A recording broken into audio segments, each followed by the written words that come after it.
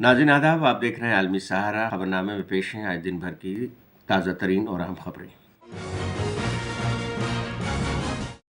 पार्लिमानी इंतखाबात के मद्देनजर सियासी जमातों के माबैन इत्तेहाद और सीटों की तकसीम का ऐलान होने लगा है। चेन्नई में डीएमके, सीपीआई और सीपीआईएम के बीच सीटों की तकसीम पर फैसला हो गया है। डीएमके सदर एमके स्टालिन ने तस्दीक कर दी है। सीपीआई और सीपीआईएम को 2-2 सीट दी जाएगी। मगरबी बंगाल में संदेश खाली तशद्दुद मामले में टीएमसी के लीडर शेख शाहजहां को मगरबी बंगाल पुलिस ने गिरफ्तार कर लिया है और उन्हें 10 दिनों की पुलिस हिरासत में भेज दिया गया है।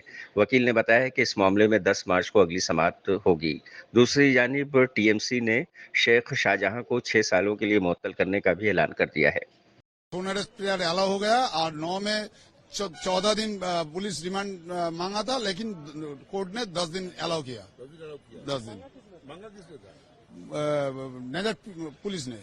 वो जो और एक मामला हुआ था वो किसने किया था? वो भी शो मोटो नजर का नजर पीएस ने किया। वो एसआई एक एसआई था, उसने किया। 10 दिन के बाद फिर कब रिटर्न होगा? 10 तारीख। The All India Trinamool Congress have decided to suspend Sheikh Shah Jahan from the party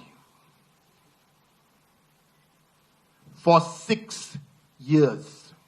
Read my lips. Suspend him for 6 years. Why? Because there are two types of parties. One type of political party does talk, talk, talk. But the Trinamool Congress does walk the talk. Madhya Pradesh के डंडोरी में एक बड़ा हादसा पेश आया है। खबर के मुताबिक परझड़ घाट पर एक गाड़ी बेकाबू होकर पलट गई, जिसकी वजह से 14 लोगों की मौत हो गई है और तकरीबन 20 अफराद जख्मी बताए जा रहे हैं। मध्य प्रदेश के वजीर ने मुआवजे का ऐलान कर दिया है। हम ऐसे दुख की घड़ी में, ऐसे पहाड़ जैसे दुख जो अचानक ऐसी घटना हुई, ऐसे दुख के घड़ी में उन परिवारजनों के साथ हमारी सरकार और हम सब लोग, हमारे माननीय विधायक सब उनके साथ हैं और माननीय मुख्यमंत्री जी के प्रतिनिधि के रूप में मैं यहाँ पे उपस्थित हुई हूँ। वाकई में ऐसी स्थिति देख कर के मुझे खुद भी बहुत दुख हो रहा है और माननीय मुख्यमंत्री जी ने जो हमारे जो मृतक परिवार हैं उनके लिए उन्होंने 4-4 लाख रुपए की घोषणा किया है और जिला प्रशासन की ओर से रोगी कल्याण की तरफ से हमने 20-20 हजार रुपया उनके परिवार को देने का घोषणा किया है। इंसदाद दहशतगर्दी से मुतालिक टाटा की एक अदालत का अहम फैसला आया है। 1993 के बम धमाकों के मुलजिम अब्दुल करीम टुंडा को बरी कर दिया गया है। खबर के मुताबिक राजस्थान के अजमेर की टाटा अदालत ने अपना फैसला सुनाते हुए कहा है कि अब्दुल करीम टुंडा के खिलाफ कोई सबूत नहीं पाया गया। अदालत ने 31 साल बाद ये फैसला सुनाया है। किसानों के जरिए एहतजाजी मुजाहरों का सिलसिला जारी है। किसान लीडर सरवण सिंह पंढेर ने कहा है कि खनौरी और शंभू बॉर्डर पर मार्च का 17वां दिन है। हमें खबर मिली है कि शंभुकरण सिंह की मौत पर 302 और 114 के तहत एफआईआर दर्ज हुई है। शंभू बॉर्डर और खनौरी पर मोर्चा चलते हुए 17वां दिन हो गया और जो हमें कल मालूम हुआ रात लेट नाइट कि जो शुभकरण सिंह जी हैं, शहीद शुभकरण सिंह जी, उनके बारे में जो हमने कहा था भी एफआईआर दर्ज करो, तो 302 116 धारा लगाकर हमें पुष्टि हुई है उस एफआईआर दर्ज करने की कि जो भी हरियाणा की ओर से गोली चला रहे लोग हैं उनके ऊपर पर्चा हुआ है। बीजेपी ने मुख्तलिफ मसाइल पर कर्नाटक हुकूमत के खिलाफ एहतजाजी मुजाहरे किए हैं, जिस पर बीजेपी लीडर बोमई ने कहा है कि कांग्रेस ने तमाम हदें पार कर दी हैं। कर्नाटक के वजीर प्रियांक खड़गे ने भी बीजेपी की तनकीद की है। Congress has lost all moral ethics to rule the state. They are allowing pro-Pak slogans inside the Vidhan Sabha. This is a heights. This is a danger to our security of the country and the democracy of this country. Still, the government is not taking any action. They are trying to cover up the whole issue. And we are against it. That's why we have protested and boycotted it. BJP is facing an existential crisis. they need something to hold on to. Their joint candidate for the Rajya Sabha with JDS failed miserably. They didn't even transfer their excess votes to JDS. This shows that their coalition is not working.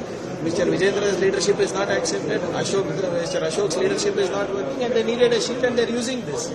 So this is not the first time they're doing, right? So right from JNU till now, they've been talking about Tukde gang. It's been 10 years. And in 10 years, were they able to even do anything to even prove one of it? Bihar की साबिक वज़ीर आला राबड़ी देवी ने Bihar assembly के बाहर एहतजाजी मुजाहरा किया। उन्होंने बिहार हुकूमत के रवैये के खिलाफ एहतजाज किया है। उन्होंने कहा है कि बीजेपी की हुकूमत में बदगुमानी और जुर्म बढ़ता जाता है और कोई कार्रवाई भी नहीं की जाती। जब बीजेपी का सरकार आता है तब धन चोरी होता है, ज्यादा लुटवाने का काम करता है बीजेपी वाला। सब बदलते रहता है, बनते रहता है, तो सरकार क्या कर लेती है? कुछ तो नहीं कर पाती है। क्योंकि शायद दी हुई है सरकार, सामने तेल डाल के बैठी हुई है। कहाँ कार्रवाई होता है? कोई कार्रवाई नहीं होता। खाली गरीबों को कार्रवाई होता है, अमीरों को तो छोड़ा जाता है, व्यापारियों को छोड़ा जाता है, बड़े बड़े व्यापारी को बाहर भगाया जाता है। देश में क्या हो रहा है आप जानते नहीं है, क्या हो रहा है? विरोध करेंगे। वज़ीर-ए-आज़म नरेंद्र मोदी और मॉरिशस के वज़ीर-ए-आज़म प्रविंद कुमार ने मुश्तरका तौर पर एक मंसूबे का इफ्तिताह किया। इस मौके पर पीएम मोदी ने हिंदुस्तान और मॉरिशस के ताल्लुकात पर खुशी का इज़हार किया। मॉरिशस हमारी नेबरहुड फर्स्ट पॉलिसी का अहम भागीदार है। हमारे विजन सागर के अंतर्गत मॉरिशस हमारा विशिष्ट सहयोगी है।